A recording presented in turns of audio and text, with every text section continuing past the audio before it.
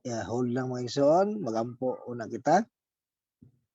Labing gamahanan nga Dios, among amahan nga nasa langit, daghang salamat Lord God sa mga pag-ampo nga imo kaming giubanan sa tabang sa imong balaang espiritu nga minaggiya kanamo.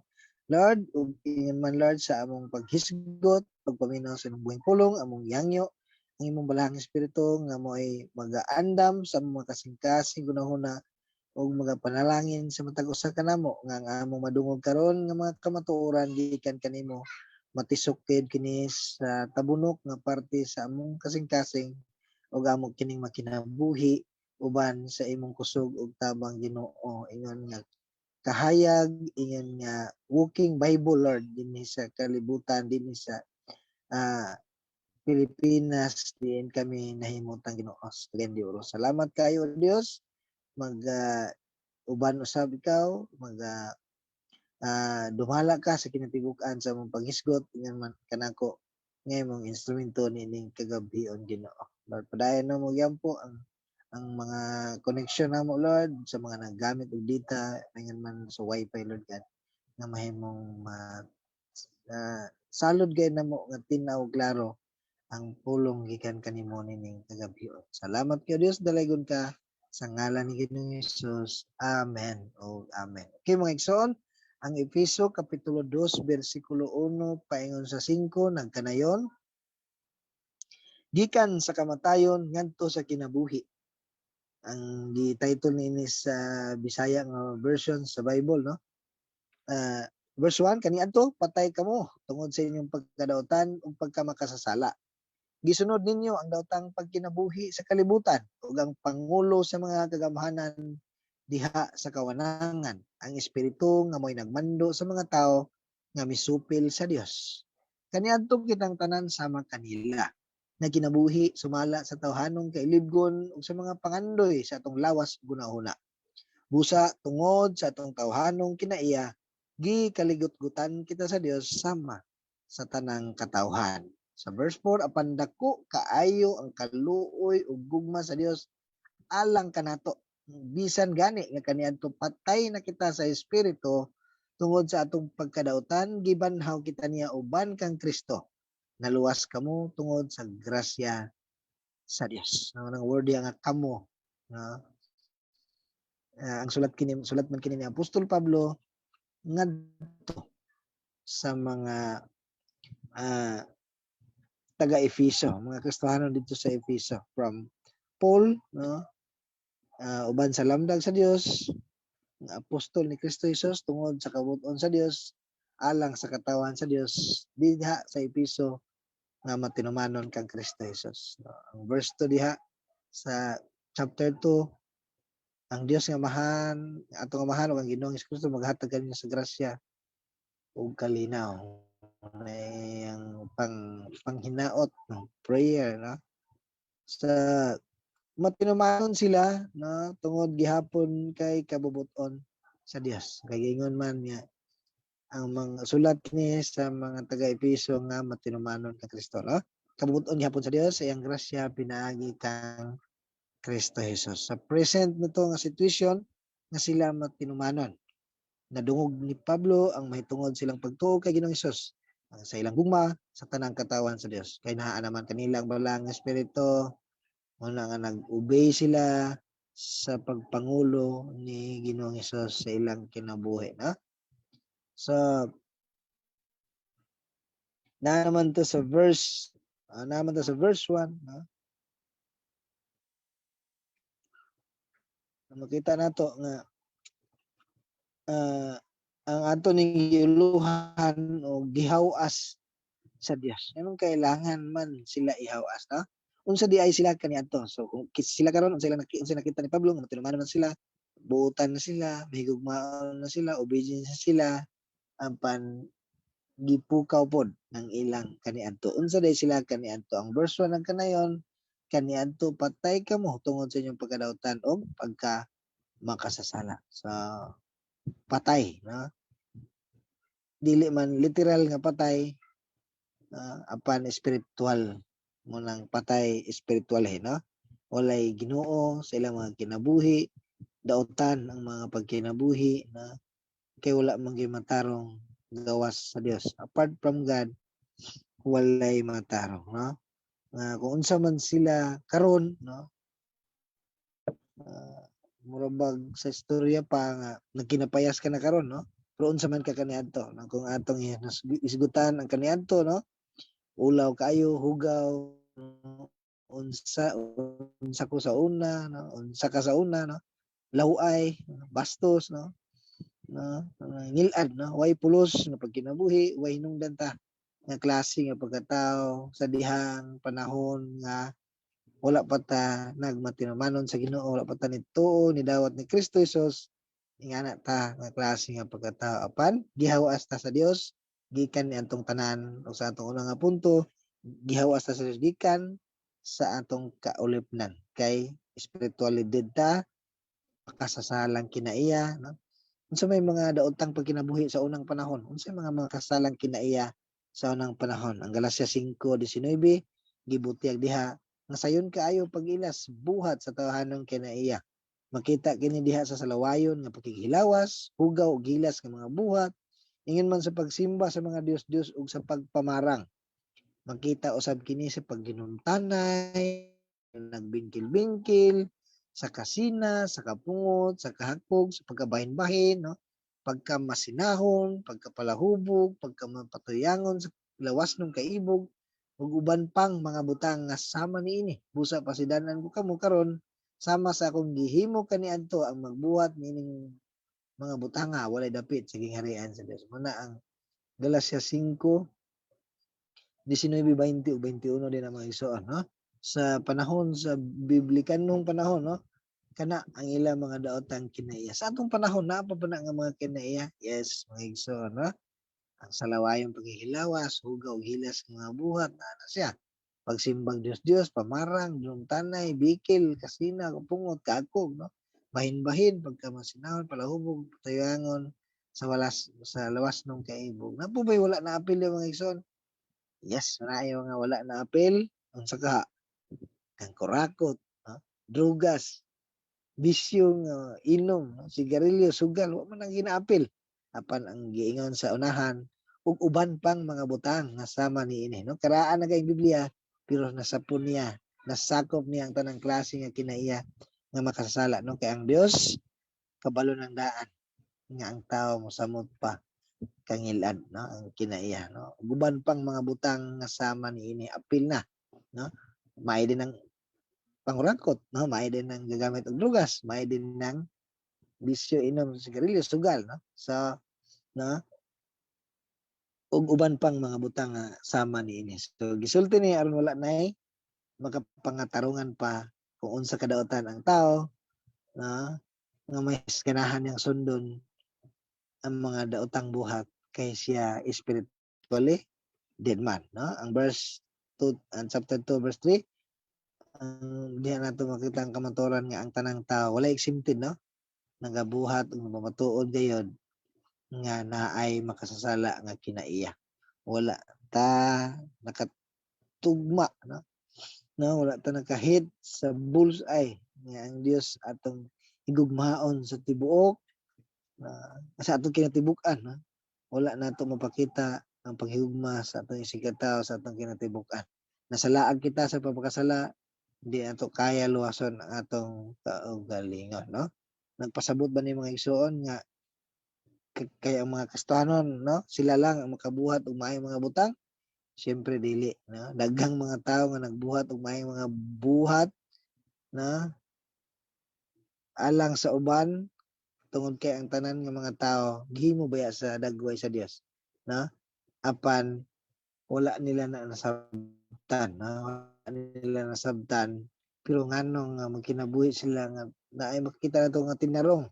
Pero kana mga igsoon kung dili sila Kristohanon, kung wala sila nag-ila ni Kristo Jesus, sa tawhanon lang nangasupdanan. Daghang tawo nga ang moral ang kinabuhi, mas buutan pa sa mga Kristohano, no? Mas masinugtanan pa sa balaod kung itandi sa mga kriminal, no? Makaingon ta nga maayo gid ni sila nga tao, no? Maayong tao, good ni sila, good. Sa una sa hotel, gwardiya pa ko sa hotel, no? Bisan tong wala na mo nailhing nga tao, pero maayo gani mo hatag og tip, among tawag sa iya good, good ni siya. Pag tawag gani nga dili mo hatag bad bad ni siya na. So nga na among sukdan sa unsay good ug bad na. Apan sa hingpit walay usa nga paigo aron maangkon ang kaluwasan. So patay sa kalapasan ug mga sala na. Hugaw ug takos tang tanan sa kasuko sa Dios na makasinati gayud sa paghukom sa Dios tungod kay ang mga tao nagsalikway ni Kristo. No katong nasangyawan pero wala dawat na takos o makaangkon gayud sa hingpit nga kasuko sa Dios. Apan ang Dios nagtanyag sa paghiusa kanato sa hingpit nga kinabuhi ng Kristo, no, aron kita maisip nga maayo sa iyang pananaw. So gitagaan og chance ang matag usa kanato aron nahimutang matarong sa iyang atubangan kung atong tuuhan ang gibuhat ni Kristo didto sa cross. So muna mga igsoon, gihawas sa gikan sa kaulipnan, gihawas ta sa Dios, kinaantas sa makasalang kinaiya, kalibutanon nga kinabuhi, gisunod ang daotang pagkinabuhi sa kalibutan, unsay uso, no? Sa uso sa una nga daotan nga pagkinabuhi sa kalibutan, ha? Sa ato karon mga bar, nightclub, no, kahilayan, pagkinabuhi nga gawas kami pag nag-ipon nga gawas kami niyon, malaw-ay bastos nga diha sa social media, no, makasugool, no, kay maghimo tag content nga tinarong di kay mapansin pero binastos gani, no, sa mga bad words nga expression, no, gabi ilang na namin sa merkado mga batanon puro gid mga bad words ang ilang malitok, grabe naman gikailad ang so kaya ang ilang ginikanan ani magkanungog, no, so wala ra gid siguro gihapon, no, sa gihaw-a sa Dios gikan ta sa ingana pod nga pagkinabuhi ang mga taga-Efeso, ingana pod sila sa una. Gani si Pablo unsay giingon niya, mao pod na akong pagkinabuhi sa una, no? Mao pod na ang iyang pagkinabuhi sa una. Sa gisunod ang pangulo sa mga gamahanan diha sa kawanangan ng espiritu nga may nagmando sa mga tao nga misupil sa Dios, no? Kani adtong kitang tanan sama kanila. So kana mo akong giingon gi-consider ni Pablo na siya usab sama kanila nga taga-Efeso, spiritually dead, nagkinabuhi nga makasala, na dili lang sila pod mga igsoon, apel pod ta, ako pod personal mga igsoon. Amen mga igsoon. So apil pod bata ingana sa una or bisan karon ingana nga atong kinabuhi, na kana kung walay paglambo sa atong espirituhanon nga kinabuhi, walay pag-decrease sa atong pagkamakasala, no, kana wala pagiginoo nga naa sa atong kinabuhi, patay pa spiritual naa pa nagpabilin pa tawhanon kay libgon, pangandoy sa lawas una-una o kana bang tumanon gayud bisan unsay ganahan niya gusto ang kunon gusto niya maangkon, no, dili man ta perfect mga igsoon dayon, no, pero naa gayud kabag-uhan sama sa taga-Efeso nga nagpakita nga nagmatinumanon sila kang Kristo og gipakita nila sa paghigugma nila sa mga isigka magtotoo. So padayon lang ta mga igsoon sa prayer sama ni Apostol Pablo nga bisan sila nagbabungahon na pero iya gyapon giampo mga igsoon. Amen mga igsoon na padayon nga atong iampo kay kita gikan man gyud gihapon ni ana kitang tanan deserving sa kasuko sa Dios apan taliwala niya ng kasuko sa Dios na pag-asa na nga iyang giabli bukas sa tanan, no? Sa iyang kasuko, sa iyang kalibutgot, no, naabay mahimo ang tao aron kaluy-an sa Dios, no? Unsa may pinaka the best nga buhaton sa tao para mapansin sa Dios, mahupay ang iyang kalibutgot. Na maingon nga dili sad ko pareho nila kadaotan, no? Common kay na, no? Pero kanang pagsimbag Dios, grabe, yan ang kasilag sa Dios niya. Kay siya, unsa siya? He is a zealous God. No? Siloso siya nga Dios, kay siya man ang takos o gangayan sa pagsimba. Ang iyang pagsilos naa sa lugar. No? Naa sa insakto ang iyang pagsilos kay siya man ang dapat o alang lang kaniya ang pagsimba, ang pagpasidungog o paghalad mga igsoon. So walay laing makahupay sa kaligotgot sa Dios kinsa man si Kristo Jesus lang, na siya lang ang makahuas kanato gikan sa tanan. Apan ang Dios nagtanyag sa paghiusa kanato sa hingpit nga kinabuhi ni Kristo aron kita maisip nga maayo sa iyang pananaw. No, diha na nga mulambigit na si Kristo sa kinabuhi atong tuuhan dawaton og ang pananaw sa amahan si Kristo na, no? Ang dugo ni Kristo nagtag sa tanan natong mga kalawasan mo nang apan, no, na turning point mo basketball ba nga change favor makayon ta nga labaw kaayo hayag na kay kaugmaon, no? Sa pirmero takilid kayo pan karon labaw na kayo sigurado na ang kadaugan, no? Sa muna mga igsoon gihawas kita sa Dios niya ang tanan gidala ngadto kauban kang Kristo Jesus. Po dako kayo ang kaluoy ug gugma sa Dios alang kanato. Isingay kani ato patay na kita sa espiritu at pagkadautan. Iban na kita ni uban kang Kristo na luwas kamo tungod sa grasya sa Dios. So makita na padre mga igsoon ang tanan dili sa atong unsang paningkamot apan tungod sa iyang dakong kaluoy, dakong gugma, dakong grasya. Ara. So muna ang no bisan ang pangayo sa hustisya nga silutan mga palapason, no, apan dili usab madinay sa Dios ang iyang kinaiya nga mahigugmaon. So unsaon man ang kana pagbalanse karon nga ang Dios gusto man siya nga gyud masilutan, mahatag og hustisya ang mga malapason. Pero naa man po yung kinaiya nga gugma. Dili man po pwede nga ibaliwala na lang ang sala. So, walay laing wa paagi o solusyon nakapunting tanan walay lain kang Ginoong Hesus. Masilutan ang sala ug ma-justify apan napakita po niya ang gugma. Ang John 3:16, di ba? Kay gihigugma pag-ay sa Dios ang kalibutan ang tungod nini gihatag niya ang iyang bugtong anak aron ang tanan nga motuo kaniya dili malaglag kun dili makabaton hinuon sa kinabuhing dayon. So nabayaran ang sala pinagi sa kinabuhi na Ginoong Hesus ug nagpakita sa bidto ang dakong gugma sa Dios. Siya ang nag-antos sa angay unta kanato sa silot unta kanato, no? Pinagi siyang kastigo. Siya yung mga pangos mo na hinuoy nakaluwas kanato, no?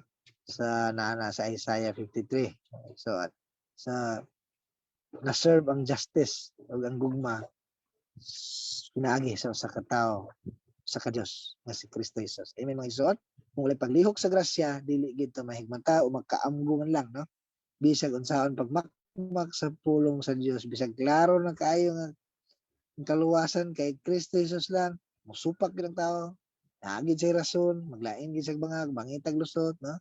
Bisag klaro na kaayo nga ang Biblia, ang pundasyon nga ang tao maluwas, ang tao lig-on, no? Ang tulog ng Kristo Jesus lang gihimo ang simbahan gihimo diskutan diha si Kristo man, no? So dili ta kapugos, no, kay ingana punta sa una mga igsoon di ta pwede mohukom, no, umusaway kun dili iampo Ginoo, no, dili pwede nga kay nadaot ta sa debate mao nga nakasulod ta sa atong pundok karon kung asa ta gibutang sa Ginoo kun dili grasya sa Dios ang naglihok niya ng tanan mga igsoon. Amen. Titus 2:11 paingon sa 14, kay gipadayag sa Dios ang iyang grasya alang sa kaluwasan sa tanang tawo. Ang maong grasya nagtudlo kanato sa pagbiya sa kinabuhing daotan ug sa kalibutanon kay libgon. Nagtudlo kini kanato sa pagkinabuhi nga mapinungganon sa kalingon ug matarong ug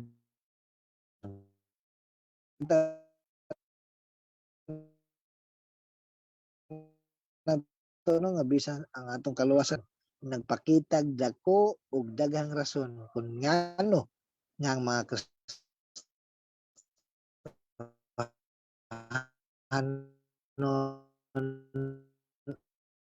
angayan magbaton ug gugma kalung wala makristo kinsulat angayan magbaton og dakong gugma luoy kang kinsa niadtong wala pa makaila kang Kristo, no? Niadtong nagpadayon pa sa naandang pagkinabuhi masupilon sa Dios, no? Naulipon sa gahom sa kaaway gibutaan sa kamaturan, no? Kay wala nila hisabti ug para kanila nga binuang ang maayong balita, no? So gibutaan sila sa Dios nining kalibutan na sa tawhanon ng mga kailigon, no? Sa muna mga igsoon nga ipabahati po nato ang dakong gugma o kaluoy sa mga tao nga wala pa diha kang Kristo pinaagi sa atong pag-ampo muna atong challenge mga igsoon. Iampo nato ang mga wala pa diha kang Kristo dili kay atong no hukman dili kay atong lalisan no kundi unahan na dos pag-ampo muna imo pahumok no ang grasya sa Dios manlihok na ang tao nga imong giampo ladugangan pa sa imong kinabuhi nga nabag-o no ug masiran pagid nimo nako sa mensahe sa maayong balita sa kaluwasan. So muna atong challenge mga igsoon ug sa atong conclusion ni ining kagabion klaro nga kita kung unsa man ta karon giagi tag gihawas ta gikan sa atong espirituhanon nga pagkapatay na ulipon sa pagkamakasasala na kalibutanong kinabuhi na ulipon sa kaaway gihawas ta sa Dios ug gidalangan to kauban kang Kristo Jesus sa iyang dakong kaluoy gugma o grasya.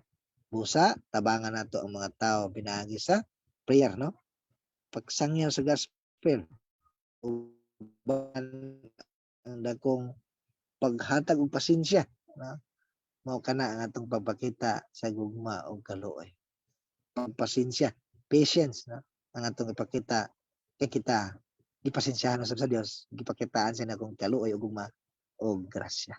Amen mga igsoon sa mag-ampo ta sa pulong na atong nadungog karon labing kamahalan nga Dios among amahan nga nasa langit. Ginoo dalaygon ka sa among mga kinabuhi. Daghang salamat sa mga pulong nga naabot kanamo karon.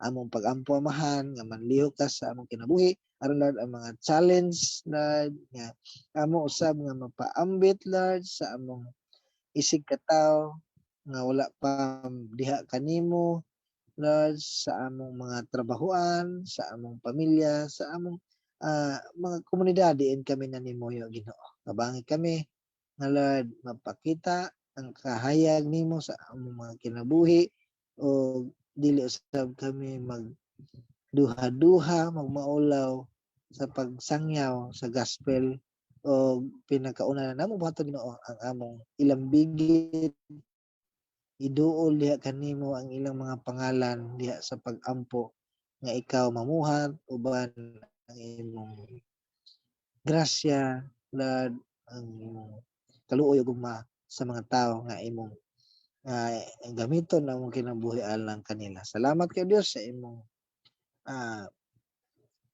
pagpakita og gugma bisan kami dili angayan, bisan kami spiritualidad, bisan kami daotan niadtong kaniadto Ginoo. Ug salamat sa imong grasya nga mo'y naghatag kanamo og kaluwasan ug hangtod sa pagkinabuhi namo ang imong grasya gihapon ang among gisaligan. Salamat kay Dios sa imong pag-uban nga amo kini makinabuhi sa among inadlaw-adlaw uban sa kusog tabang sa imong balaang espiritu. Sa ngalan ni Ginoong Hesus. Amen. O Amen.